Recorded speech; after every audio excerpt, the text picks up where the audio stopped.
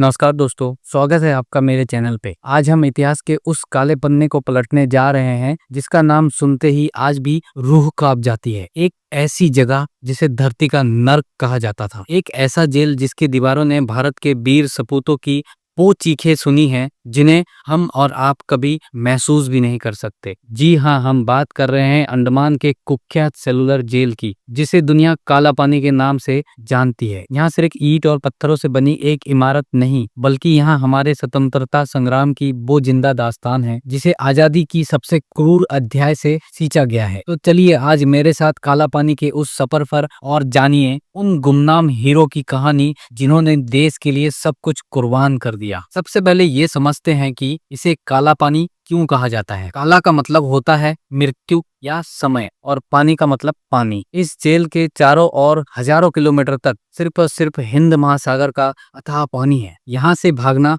मौत को गले लगाने जैसा था। अंग्रेजों के लिए ये जगह किसी वरदान से कम नहीं थी। 1857 के बाद जब भारत में चारों ओर विद्रोह की आग भड़की तो अंग्रेजों को एक ऐसी जगह की जरूरत थी जहां वो क्रांतिकारियों को भेजकर बाकी दुनिया से उनका संपर्क हमेशा के लिए काट सके। अंडमान इसके लिए सबसे सही जगह थी। यहाँ भेजे गए कैदी अपने परिवार, अपनी मिट्टी से हजारों मील दूर गुमनामी के अंधेरे में खो जाते थे। इस जेल की बदामट मौत के चक्रव्यूह जैसा था। इस जेल का निर्माण 1896 में शुरू हुआ और 1906 में यहाँ बनकर तैयार हुआ। इसका नाम सेलुलर जेल इसलिए पड़ा क्योंकि यहाँ हर कैदी के लिए एक अलग सेल यानी कोठरी थी। कुल 693 कोठरियां थी और हर कोठरी दूसरे से इस तरह अलग थी कि कोई भी कैदी एक दूसरे से बात नहीं कर सकता था। सोचकर देखिए, एक छोटी सी कोठरी जिसमें हवा और रोशनी के लिए सिर्फ एक छोटा सा रोशनदान और आपके चारों तरफ सिर्फ खामोशी और तन्हाई। यहाँ शारीरिक से ज्यादा मानसिक प्रताड़ना थी जो कैदियों को जीते जी मार देती थी। जेल की 7 विंग्स थी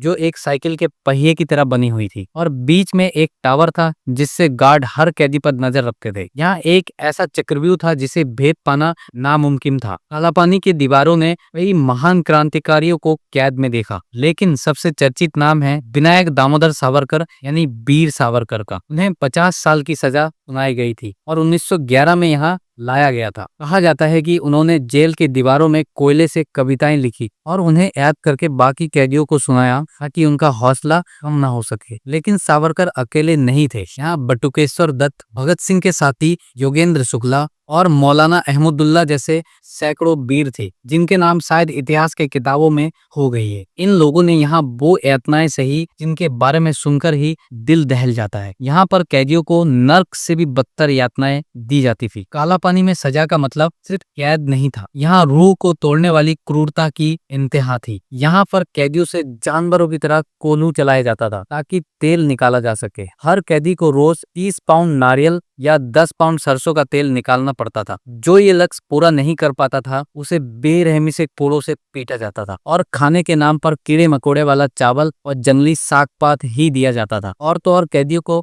जंजीरों से बांध कर रखा जाता था। बात बात पर गालियां और पिटाई आम थी। इस क्रूरता के खिलाफ कई कैदियों ने भूख हड़ताल की, कईयों ने आत्महत्या कर ली, लेकिन आजादी का जुनून कभी कम नहीं हुआ। 1947 में जब देश आजाद हुआ तो काला पानी की काली रात हमेशा के लिए खत्म हुई। आज सेलुलर जेल एक राष्ट्रीय स्मारक है। इनकी दीवारें आज भी उन गुमनाम शहीदों की कहानी सुनाती है। यहाँ हर शाम होने वाली लाइट एंड साउंड शो उन वीरों की कुर्बानियों को जिंदा कर देती है। काला पानी सिर्फ एक जेल नहीं है बल्कि भारत के स्वतंत्रता संग्राम का एक तीर्थ है। ये हमें याद दिलाता है कि जो आजादी हमें मिली है उसके लिए हमारे पूर्वजों ने कितनी बड़ी कीमत चुकाई है। अगली बार जब आप अंडमान जाने का प्लान बनाए तो सेलुलर जेल जरूर जाइएगा। उन दीवारों को छूकर महसूस कीजिएगा उन वीरों की देशभक्ति को जिनकी चीखें आज भी वहां की हवाओं में गूंजती है। आपको यहाँ कहानी कैसी लगी हमें नीचे कमेंट में जरूर बताएं और उन गुमनाम शहीदों के लिए कमेंट में जय हिंद जरूर लिखें। और अगर ये वीडियो आपको पसंद आए तो इसे लाइक करें, शेयर करें और हमारे चैनल को सब्सक्राइब करना बिल्कुल ना भूलें। मिलते हैं अगले वीडियो में।